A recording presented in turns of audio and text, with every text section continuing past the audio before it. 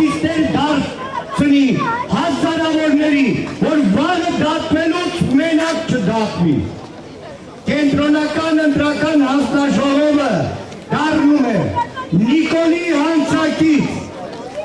բոլորս զայրացած էին, բոլորս գժված էին, թե 2 օր առաջ Նիկոլի պատվերով Կենտրոնական ընտրական հանձնաժողովը գաղթագողի գիշերով ոնց փորձեց պայքարից հանի բարգավաճ Հայաստան կուսակցությանը։ Գիշերով իբրթե նոր են անդրադարձել, շուտ ասում Գովակիմյան, ամսի 8-ին լուսաբացի 3 կես,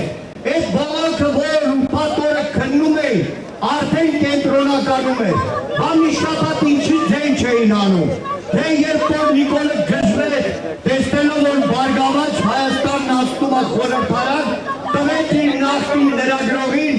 ծեծ կերավ լրագրողին հանձնարարություն։ Այսօր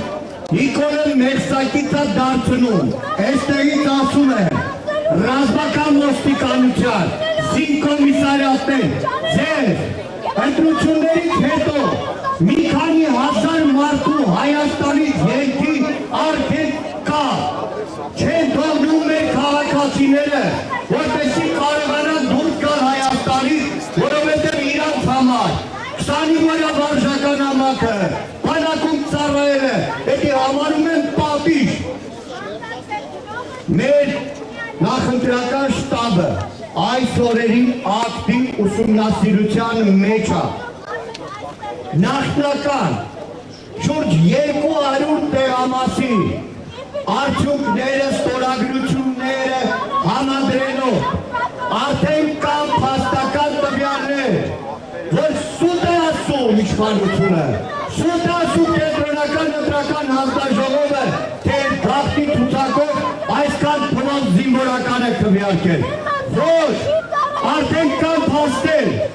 որ զինվորականների վերապահված քվեարկությանը մի քանի հազար ավել մասնակցություն է եղել։ Այս Կենտրոնական ընտրական հանձնաժողովի այսօրվա նիստով 26 թվականի ընտրությունների խայտարակությունը, դրա քննությունը չի վերջանալու։ Մի օր այն բոլոր պատիժները, բոլոր մեղադրանքները, որ այս տարիներին հավաքվել է Նիկոլի դեմ, ավելանալու է նաև 26 թվի ընտրությունները, որը միայն քարոզարշավով չէ,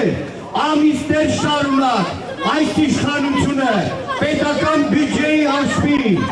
կաշառք բաժանել, շուրջ 650,000, 10,000 դրամով փոշակառուներին, էլեկտրոմոբիլների վարորդներին, բիզնեսմեններին շարունակում է կաշառք բաժանել։ Համատարած ամենամեծ կաշառքը, որ երբևէ տեսել է Հայաստանի ընտրական կյանքը, եղել է այս իշխանությունը, եղել է Նիկոլ Փաշինյանը։ Կենտրոնական ընտրական հանձնաժողովը ունի ժամանակ մտածելու, չի անդուրժելու մեր ժողովուրդը գողացած քվեով, որպեսզի անարդար օրենսդիր իշխանություն ձևավորվի։ Եվ այն բոլոր պահանջները, որ ներկայացնում են այսօր, տարբեր ընդդիմադիր կուսակցությունների իրավաբաններ Կենտրոնական ընտրական հանձնաժողովում պետք է ընդունվեն Կենտրոնական ընտրական հանձնաժողովի կողմից։ Պետք է ընդունվեն, որովհետև դա ժողովրդի քվեն է, ժողովրդի կամքն է, ժողովրդի ասածն է,